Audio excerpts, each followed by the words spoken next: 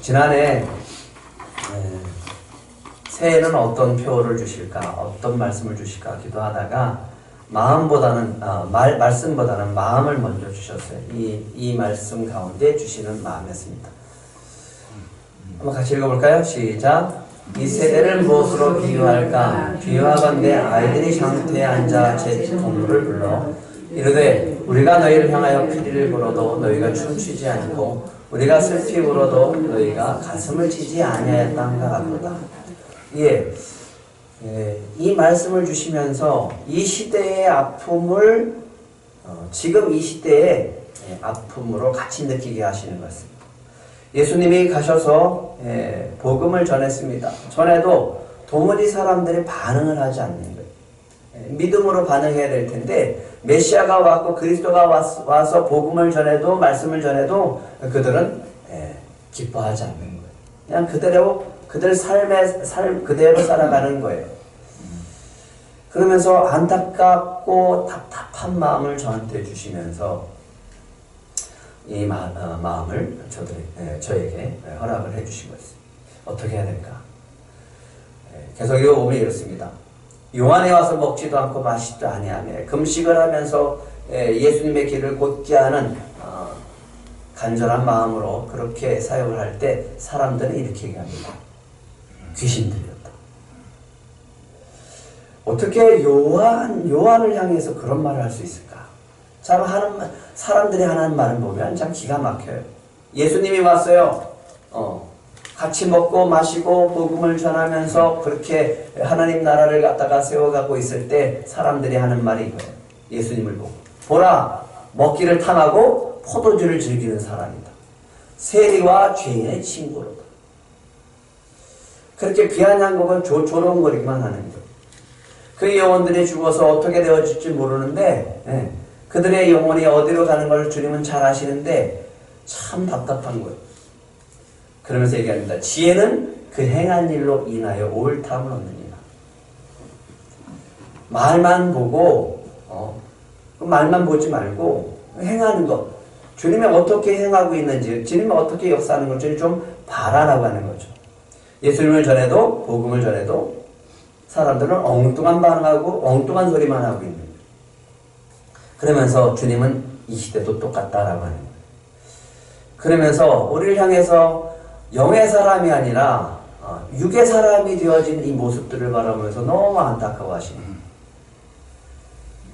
여러분들은 영의 사람, 성령의 사람들이 되시길 축복합니다. 아멘. 마태복음 11장 20절에도 계속 얘기합니다. 권능을 가장 많이 행한 고을들을 보면서 회개하지 않는 것을 보면서 너무너무 속상한 거예요. 가서 기적을 많이 베풀었으면 그 사람들의 그 기적을 통해서 어떻게 해야 돼요? 예수를 믿어야죠. 근데 그렇게 많은 권능을 베풀고 기적을 베풀었는데도 불구하고 여전히 그들은 또 베풀어주세요. 또 기적을 베풀어주세요. 또 기적을 베풀어주세요. 예수님이 메시아인 걸 보여주세요. 이러고 있는. 그러니까 예수님이 화했을진저 고라시나 화했을진저 베세다야 너희가 행한 모든 권능을 두로와 시돈에게 행하였더라면 그들이 벌써 베옷을 입고 죄에 앉아서 회개했을 것이다. 심판날에 두로와 시돈이 너희보다 견디기 쉬울 것이다 라고 얘기하십니다. 그러면서 얘기하십니다. 마태복음 13장 19절에 보면 이래요. 아무나 천국 말씀을 듣고 깨닫지 못할 때는 악한 자가 와서 그 마음에 뿌려진 것을 빼앗나니 이는 곧 길가에 뿌려진 자요. 씨 뿌린 자의 비유를 하시면서 얘기합니다. 복음을 전해요. 말씀을 전해요. 그런데 그들이 열매를 못 맺는 이유는 말씀을 듣고 깨닫지 못할 때 악한 자가 와서 그 마음에 뿌려진 말씀을 빼앗아가는 거예요. 자기 안에 심겨진 말씀을 좀 열매 맺을 수 있도록 믿고 나아가야 되는데 그 빼앗기는 것도 모르고 그저 육의 사람으로 살아가고 있다라고 하는 거죠. 예수님이 말씀하십니다. 마태복음 11장 25절에 얘기합니다. 천지의 주제이신 아버지여 이것을 지혜롭고 슬기 있는 자들에게는 숨기시고 어린 아이들에게는 나타내심을 감사하나이다. 옳소이다. 이렇게 된 것이 아버지의 뜻입니다. 근데 너 이 말씀을 보면서 너무너무 감사했어요. 왜 그럴까요? 누구에게는 숨기지 않고 나타내세요? 어린 아이들에게. 네. 그러면서 그 마음과 그 뜻을 보여주시면서 아 그래 우리 들꽃 공동체는 숨기지 않고 주님의 뜻을 말씀해 주시니까 얼마나 감사한가. 그래서 나온 표가 이겁니다. 베드로를 보여주셨어요. 그러면서 이 표를 새기게 하시면서 베드로를 보여주셨어요. 어떻게 이렇게 반응할 수 있을까? 예, 베드로가 고기 잡으러 갔죠? 예수님이 부활했는데도 불구하고 잘 안 나타나니까 예전과 같지 않으니까 아예 고기나 잡으러 가자 이렇게 얘기했어요. 그때 고기를 잡으려고 하는데 예, 한 마리도 못 잡았죠. 예수님이 오신 것을 알고 요한이 얘기합니다. 주님이시라 라고 하니까 시몬 베드로가 어떻게 반응합니까? 벗고 있다가 예, 겉옷을 입고 주님이라고 하는 말을 듣고 겉옷을 두른 후에 어떻게 했어요? 바다로 곧바로 뛰어내렸어요. 이 말씀이 얼마나 은혜가 되어진지. 주님이시라고 하는 말에 베드로같이 즉시 반응한 사람이 또 있을까? 이 시대에 주님은 그걸 원하신다라고 해요. 그래서 표를 이렇게 정했습니다. 주님께 이렇게 반응하라. 몸과 마음으로 반응하고 시간과 물질로 반응하고 사랑과 사명으로 반응하라. 여기서 가장 중요한 게 있습니다. 네. 뭐가 있으면 나머지 다 할 수 있습니다. 뭘까요? 그렇죠. 마음입니다. 마음 없으면 다른 거 아닙니다. 마음 있으면 다 돼요. 이 마음이 여러분 안에 충만하기를 축복합니다. 그리고 이제 주님께서 새 길을 가라고 하세요. 왜 새 길을 가라고 하실까? 네. 끊임없이 묻습니다. 왜 새 길을 왜 우리 가던 길이 아니라 주님은 새 길이라고 하실까? 코로나를 겪고 나면서 변화가 나타나고 그 길을 가기 위해서는 주님은 새 길을 가야 된다라고 합니다. 그러면서 이렇게 물어보세요. 너의 중심이 어디? 이 시대에 우리에게 질문하시는 분 한번 물어보실래요? 자, 스스로 물어보세요. 너희의 중심이 어디 있느냐? 들꽃교회의 중심이 어디 있느냐? 여러분을 향해서 여러분의 마음이 어디 있느냐? 중심은 마음이거든요. 이 시대를 향해서 주님이 말씀하시는 것 계속해서 가장 심각하게 얘기하시고 심각한 그 현상이 나타나는 게 뭐냐면 자기중심입니다. 자기중심적인 신앙을 갖는 사람은 사실은 껍데기 신앙, 열매를 맺지 못하는 신앙입니다. 내가 중요해요. 내가 주인인 거예요. 하나님의 주인이 아니고. 이 싸움이에요. 이 싸움. 이 시대는 이 싸움을 하는 거예요. 내가 주인인가 주님이 주인인가. 주님 그래 놓고서 주님이 아니라 내가 주인 된 삶을 살아가는 것이 껍데기 신앙이다라고 합니다. 가라지는 버려집니다. 알곡만 주님께서 취하게 되어집니다. 다 알곡들이 되시길 축복합니다. 아멘. 교회 중심입니다. 왜 교회 중심이 뭐 잘못되었는데 교회 중심이 잘못된 건 아닙니다. 그런데 교회 안에만 갇혀진 신앙이 문제라고 해요. 끊임없이 세상을 나가라고 했잖아요. 세상을 향해서 우리는 세상에서 살아가는 사람들이니까. 근데 교회 안에서만 열심히 해요. 교회 안에서만 믿음이 좋아요. 세상에 나가서는 믿음도 신앙도 없어요. 네. 무늬만 그저 그냥 교회에 다니는 것조차 모르는 신앙을 갖고 살아가는 거죠. 이것이 문제라고 하는 거죠. 또 교회 성장 중심이었습니다. 네, 저도 그랬어요. 우리 교회를 향해서 끊임없이 이걸 놓고 기도했습니다. 그런데 많은 교회를 또 많은 목회자를 보면서 의심이 가는 것이 있어요. 그 교회의 비전이 정말 주님이 주신 비전일까? 그건 혹시 목사님의 욕심 아닌가? 라고 하는 거죠. 성장 중심이다 보니까 자기의 욕심이 교회의 비전이 되어지고 그 교회의 비전이 마치 하나님이 주신 것처럼 그렇게 돼 있다라고 하는 거죠. 지식 중심입니다. 아는 거요. 공부하고 알고 아는 건 참 많아졌어요. 수준이 높아졌어요. 하지만 수준이 높아지건 만큼 삶의 수준도 신앙의 수준도 높아져야 되는데 삶의 수준, 신앙의 수준은 높아지지 않았어요. 그대로. 그냥 관념 추상적인 신앙이에요. 어느 목사님이 이거를 이렇게 비유하더라고요. 뭐 하고 있어요?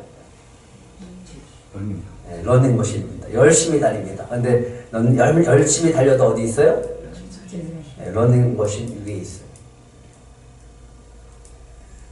예, 러닝머신 위에서 달리는 신은 자기만 열심히 달려요. 자기만 열심히 달려요. 우리는 내려와야 되는 거예요. 내려와서 길을 걷고 내려와서 세상에 나가서 살아가야 될 사람들. 그래서 주님은 얘기합니다. 우리 들꽃교회를 향해서 들꽃 공동체가 왜 세기를 가야 되는지. 이제는 누구 중심으로 살아야 됩니까? 예수님 중심의 삶을 사셔야 됩니다. 뭐로 충만해야 됩니까? 누구로 충만해야 돼요? 예수로 충만하고 성령으로 충만한 삶을 살아가야 될 줄 믿습니다. 그리고 오늘 하는 겁니다. 오늘은 예수님의 제자의 삶을 살아가요. 가서 제자 삶으라고 했잖아요. 가서 성도 삼으라고 하지 않고 가서 제자 삼으라고 했어요. 예수님의 마음으로 예수님의 말씀으로 충만한 제자의 삶을 살기를 원하시는 것이 우리를 향해서 우리 들꽃교회를 향해서 또 이 시대 크리스찬들을 향해서 주님이 바라고 원하시는 것입니다. 그 들꽃 공동체가 세기를 가야 하는데 이렇게 주님은 원하십니다. 이 세대에 예수님 닮은 멋있는 성도, 누구 닮은 성도요? 예수님 닮은 성도 되기 위해서 이 길을 가라고 하는 거예요.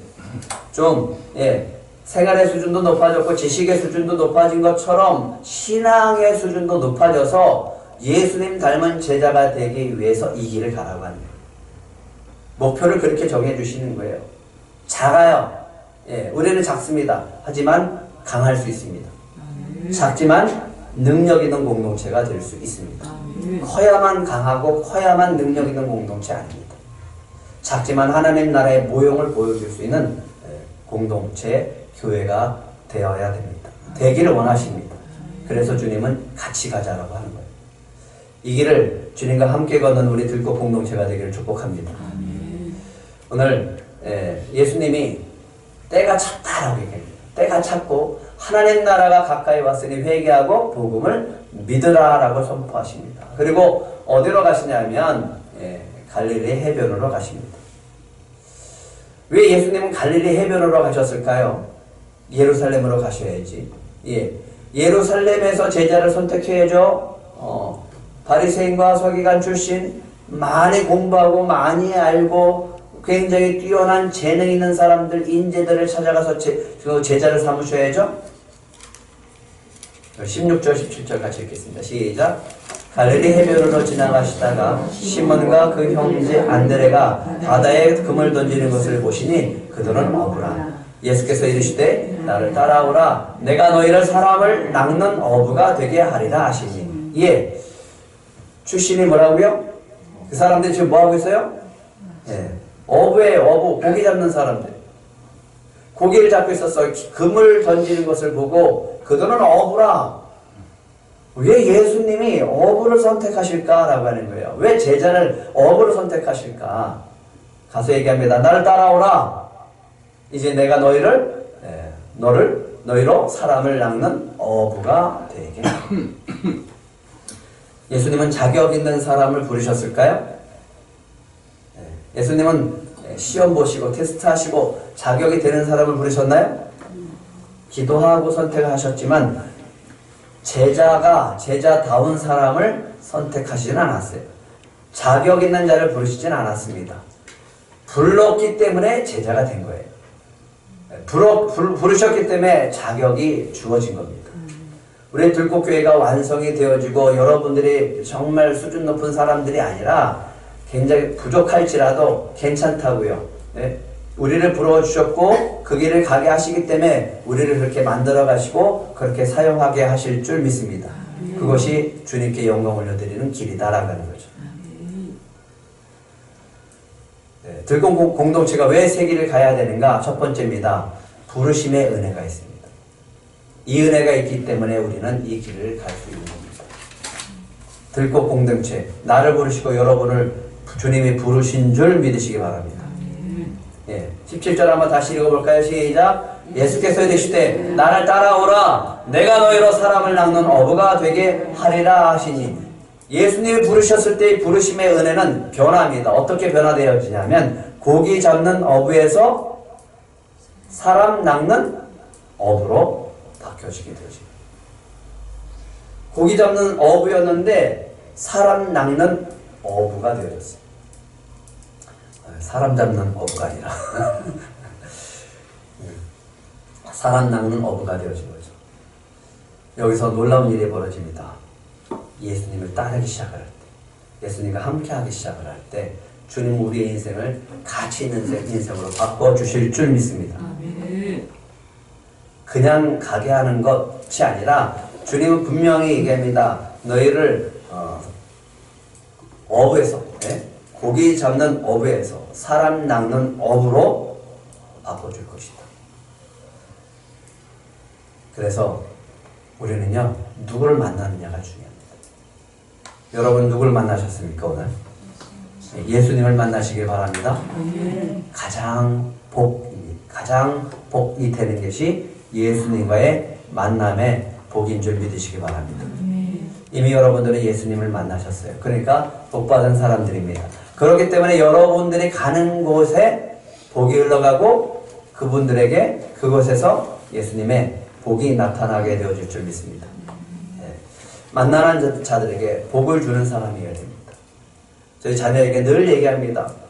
너가 있는 곳이 주님이 복을 주시는 곳이고 너를 통해서 복이 흘러갈 것이다. 그러니까 당당하게 살아라. 일 좀 못해도 괜찮다. 그거는 시간이 지나면 익숙해지고 익숙한 것을 뛰어넘어서 잘하게 되어질 거다. 주님은 그렇게 만들어 주실 거다라고 늘 얘기합니다. 여러분도 그렇게 되어지고 여러분들의 자녀도 그렇게 되어질 줄 믿습니다. 그런데 여기서 보면 참 놀라운 것은 마가복음 1장 18절입니다. 같이 읽겠습니다. 18절부터 20절 시작. 곧 그물을 버려두고 따르니라. 조금 더 가시다가 세베대의 아들 야고보와 그 형제 요한을 보시니 그들도 배에 있어 그물을 깁는데 곧 부르시니 그 아버지 세베대를 분분들과 함께 배에 버려두고 예수를 따라가니라.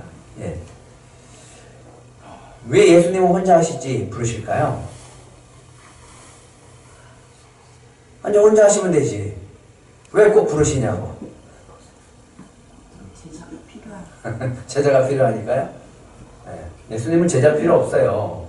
하나님은 우리가 필요가 없어요. 근데 우리를 필요로 하십니다. 그 이유는 혼자 하실 수 있는데, 충분히 하실 수 있는데 우리와 함께 하기를 원하십니다.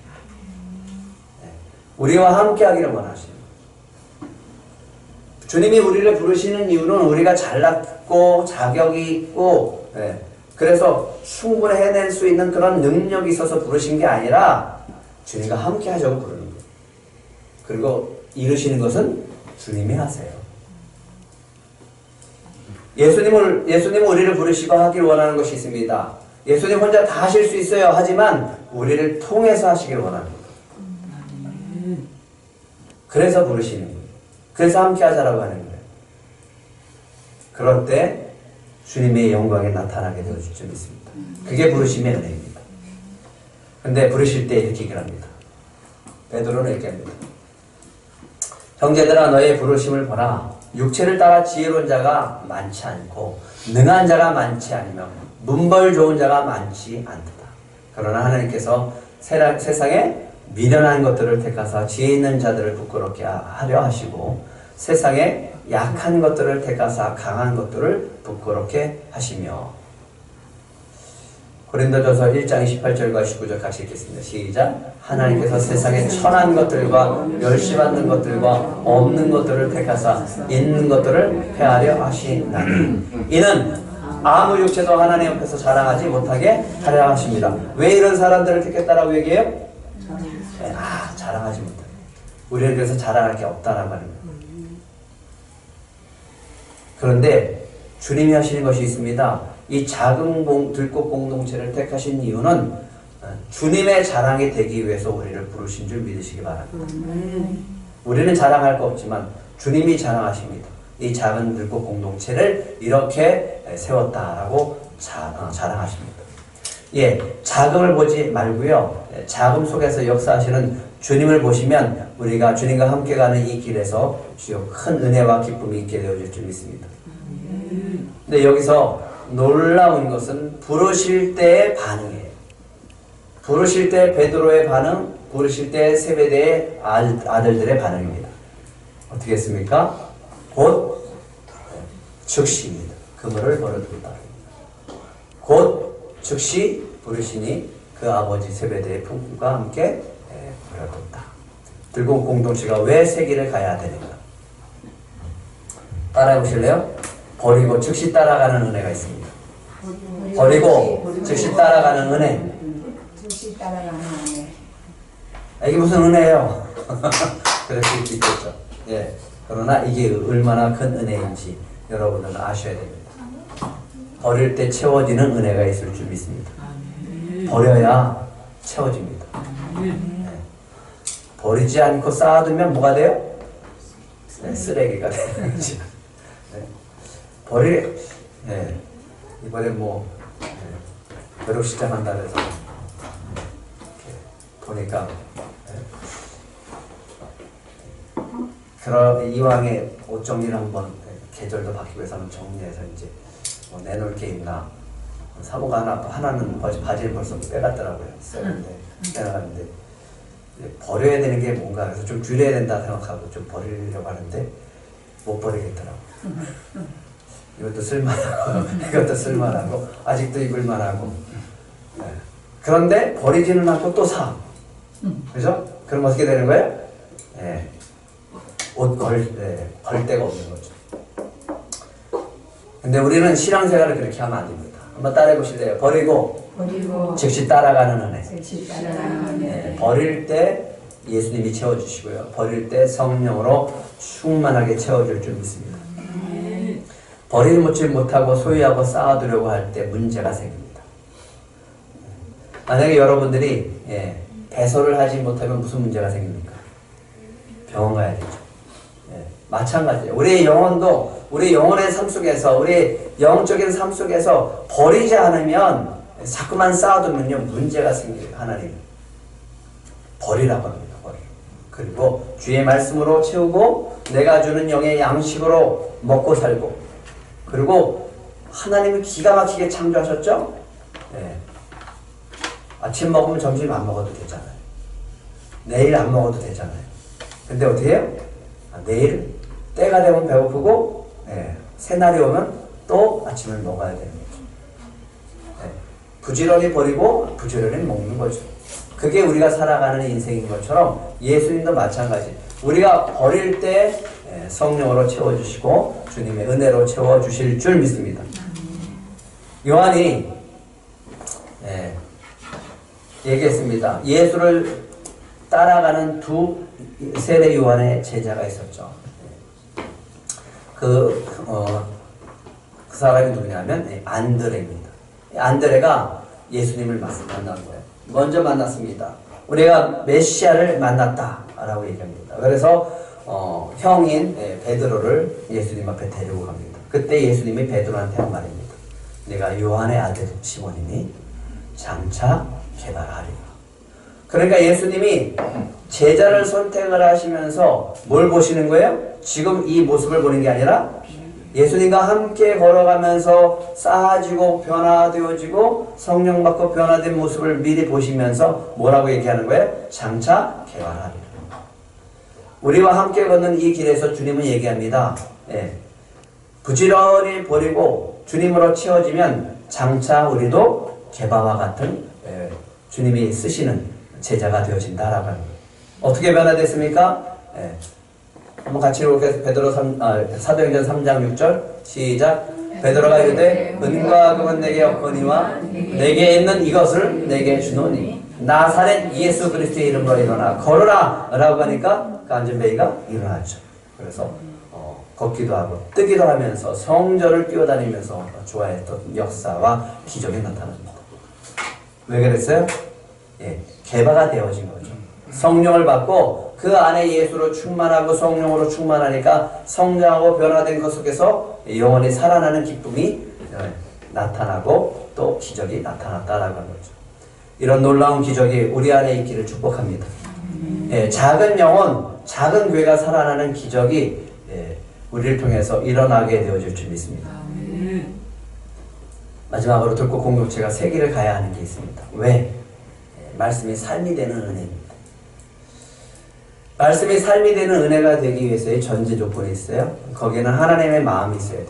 예수의 마음이 있어야 되고, 하나님의 마음, 예수의 마음은 곧 아버지의 마음이에요. 그 아버지의 마음이 그 말씀 안에 느껴지기 시작하면 그 사람은 변화가 나타나기 시작해요. 그 마음은 곧 사랑이기 때문에 그렇습니다. 이 말씀 가운데 소망이 생기고 그 말씀 가운데 내 안에 기쁨이 채워지면서 살아갈 소망이 생겨지고 살아나는 기적이 나타나고 치유가 나타나는 것을 보게 되어집니다.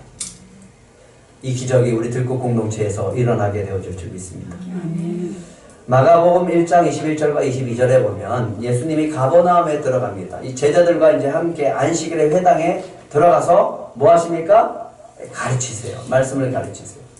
근데 사람들이 이 말씀을 듣고 난 다음에 놀라는 거예요. 22절 같이 읽겠습니다. 시작. 무사람이 그의 교훈에 논란이 이는 그가 가르치시는 것이 권위 있는 자와 같고 서기관 같지 아니하며. 그러면 도대체 서기관들이 뭘 어떻게 가르쳤길래 예수님의 가르침에 이렇게 놀라는 걸까라고 합니다. 사도행전을 하면서 당시 회당이 어떠한 모습이었고 무엇을 가르쳤고 어떤 모습이었길래 쇠퇴했는지를 말씀드렸습니다. 이 시대의 교회의 모습과 똑같습니다. 갇혀있는 거예요. 자기 중심이고 회당 중심이고 믿는 사람 중심이고 유대교 중심이고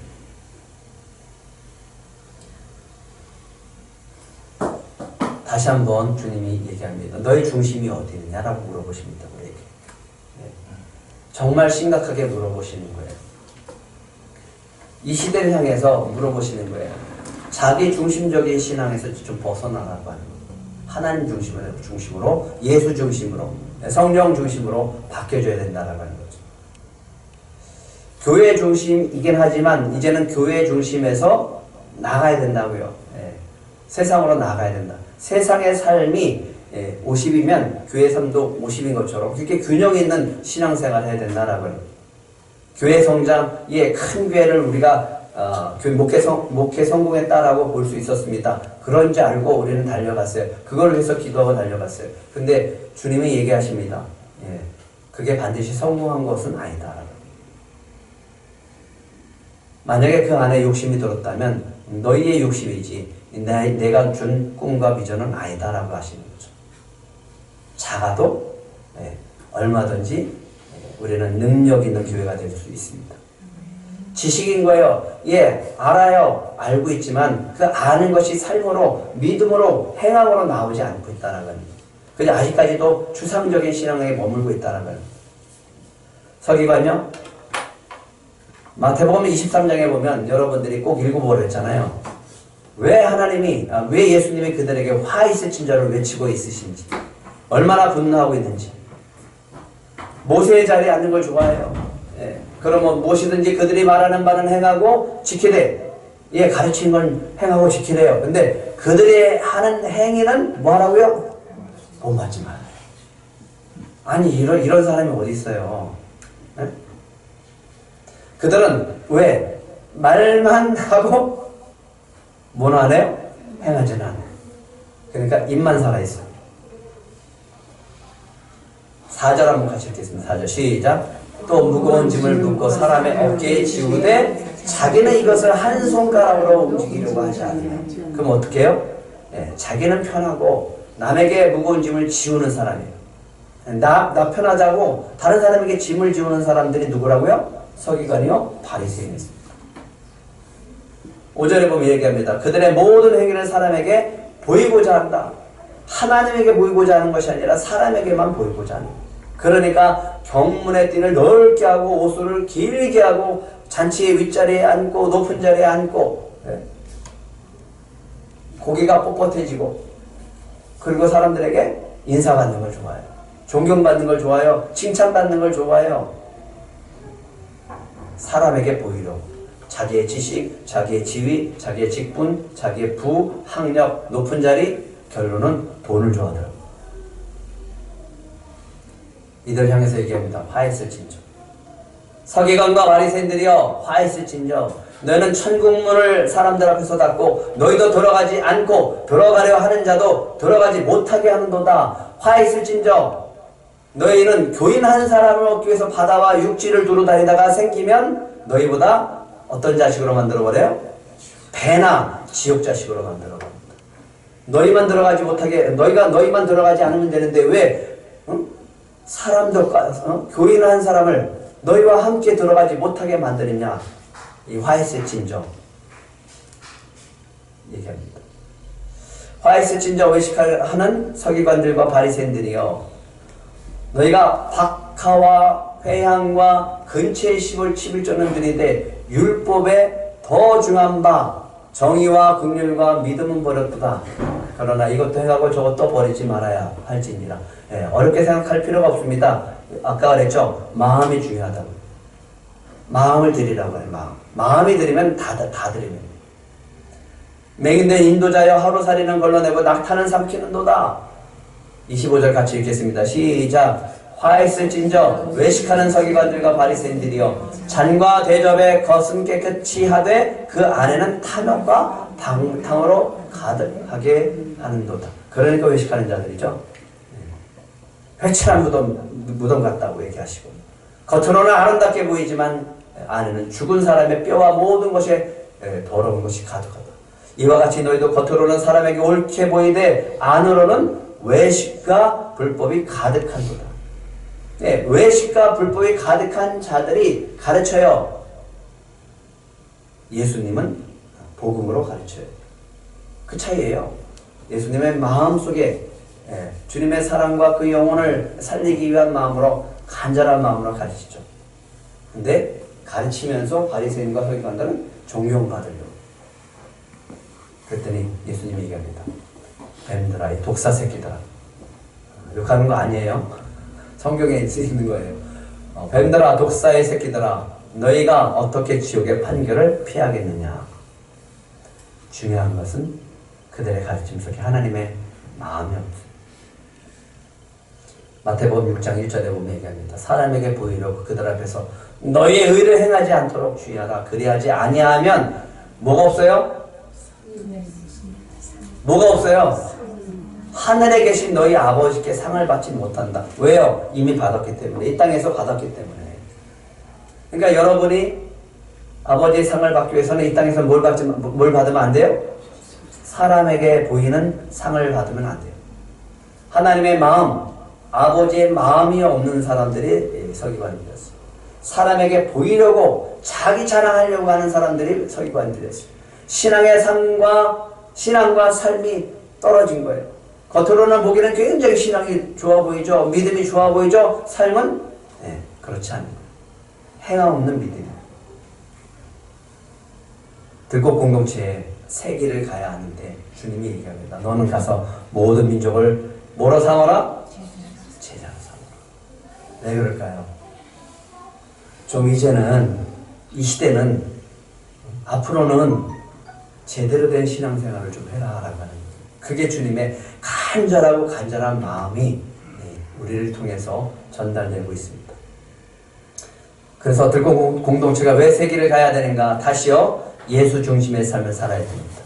예수로 충만한 삶을 살아야 됩니다. 예수의 제자의 삶을 살아야 됩니다. 이 길을 가는 들꽃 공동체가 얼마나 멋있는 사람인지 여러분들 통해서 보여주실 줄 믿습니다. 예수 믿는 사람 멋있어야 돼요.